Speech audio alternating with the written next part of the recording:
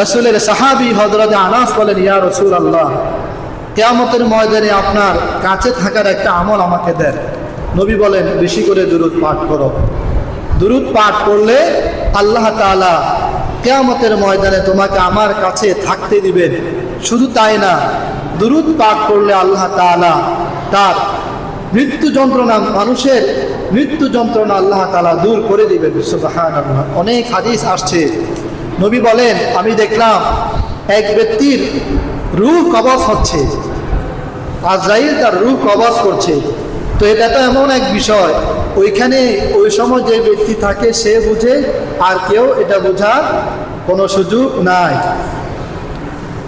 তার যখন রূহ কবজ হচ্ছে, তার যখন মৃত্যু যন্ত্রণা শুরু হয়ে গেছে, ঠিক এই সময় দুরূদ শরীফ আয়েশা তার জন্য সহায়ক হয়ে তার মৃত্যু যন্ত্রণা দূর করে দিয়েছে। সুবহানাল্লাহ। এই জন্যে কবরের আযাব আর মৃত্যু যন্ত্রণা, এই দুইটা থেকে যদি মুক্তি পেতে হয়, একটা আমল দুরূদ শরীফ আর একটা আমল সূরাতুল মুলক তেলাওয়াত করা আর দুরূদ শরীফ পড়া।